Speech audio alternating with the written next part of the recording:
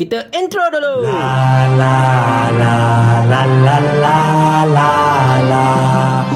Assalamualaikum warahmatullahi. Ketika sedang melayari TikTok, saya telah terjumpa satu video yang sangat menarik perhatian saya, iaitu video perbincangan dalam podcast Keluar Sekejap oleh KJ dan juga Syarif Hamdan berkenaan dengan kewajaran dan sebab mengapakah Kementerian Komunikasi dan Digital dipecahkan kepada dua kementerian yang berbeza dijaga oleh dua orang menteri penuh yang berbeza.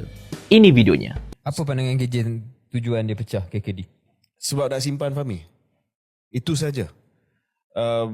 KKD sepatutnya satu kementerian dan sepatutnya diberi sepenuhnya kepada satu individu. Dalam kes ini Gobin. Tetapi oleh kerana PMX nak selamatkan Fahmi, dia terpaksa pecahkan dan bahagikan kementerian ini kepada dua kementerian. Tuan-tuan dan puan-puan sekalian, melalui video tersebut kita dapat lihat apakah jawapan dan juga reasoning oleh KJ secara terus terang dan juga polos mengapakah Datuk Seri Anwar Ibrahim memecahkan KKD kepada dua kementerian. Ialah kerana Datuk Seri Anwar Ibrahim ingin menyelamatkan Fahmi Fadil ataupun ingin simpan Fahmi sebagai menteri beliau. Dan benda ini tidak dapat tidak kita rasakan ada kebenarannya. Sebab kalau kita perhatikan, KKD ini merupakan satu kementerian yang agak kecil. Dia hanya pegang skop yang tidak begitu luas sebenarnya. Dan kalau kita perhatikan pun, bidang tugas kedua menteri ini seolah-olahnya macam agak bertindan. Bahkan bagi saya, Gobin Sindio diberikan tanggungjawab yang boleh dikatakan tak begitu banyak sebenarnya. Dan ada di antara benda yang beliau jaga, macam saya katakan, bertindan di bawah apa yang dijaga oleh Fahmi Fadil. Kita ambil contoh mudah ya. Selepas penyelarasan nanti, Fahmi Fadil bertanggungjawab ke atas JECOM dan juga SKMM dan mungkin juga DNB. Manakala Gobin pula diberikan tanggungjawab untuk jaga MDEC, jaga Jabatan Perlindungan Data Peribadi dan juga menjaga MyNIC, MyNIC. MyNIC ni ialah sebuah jabatan yang pegang domain .my. Manakala MDEC pula bahagian digital ekonomi dan juga Jabatan Perlindungan Data Peribadi, of course dia memelihara data peribadi dan sebagainya. Kiranya untuk memudahkan kita faham, kalau bab penerangan, Fahmi Fadil. Kalau bab orang tak dapat nak apply untuk e-wallet RM100 itu Gobin Sindio. Tetapi tuan-tuan sekalian, untuk MyNIC ini sebenarnya, MyNIC pada asalnya merupakan salah satu jabatan yang bergerak di bawah SKMM. SKMM ini pula macam mana kita tahu di bawah Fahmi Fadil. Tetapi Gobin pula kena jaga MyNIC.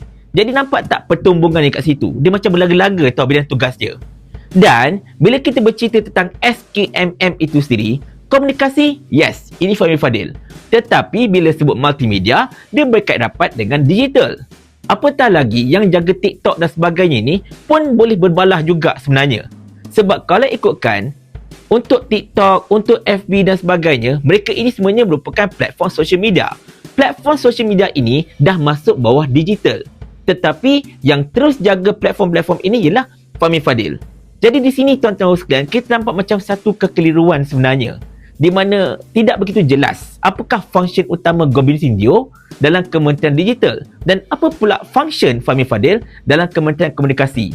Dan kerana itulah tuan-tuan dan puan-puan sekalian, ramai pihak termasuklah KJ berpandangan antara punca utama mengapakah Datuk Seri Anwar Ibrahim cuba mewujudkan dua kementerian yang berbeza dengan memecahkan KKD ini adalah semata-mata untuk menyelamatkan Fahmi Fadil daripada digugurkan. Dan sebab apa Fahmi Fadil ini hendak diselamatkan? Wallahu a'lam bishawab, saya serahkan kepada anda untuk memikirkannya. Tetapi bila kita mengenangkan perkara-perkara seperti ini, seolah-olahnya menampakkan bahawa rombakan kabinet ini bukanlah bertujuan untuk memantapkan lagi pentadbiran, tetapi lebih menjaga hati pihak-pihak tertentu yang mungkin tidak berpuas hati ataupun kurang berpuas hati dengan agihan kabinet pada peringkat awal. Ditambahkan lagi dengan kegagalan kabinet sebelum ini yang membawa negara ke arah yang tunggang terbalik seperti mana kita tahu pada ketika ini. Tetapi nak buat macam mana tuan-tuan sekalian, ini adalah kerajaan mereka. Dan memandangkan mereka ini adalah kerajaan, mereka boleh buat sesuka hati mereka. Dah lama saya tak cakap macam ni. Kesian Sani Hamzan. Kerajaan ni kerajaan kami. Jadi ikut suka kami lah. Paling kurang aku ada formula. Ni kau ada menteri berlambat-lambat ni, satu formula pun tak ada. Otak letak dekat mana? Saya ulang. Sampai Abang Jamil mampus.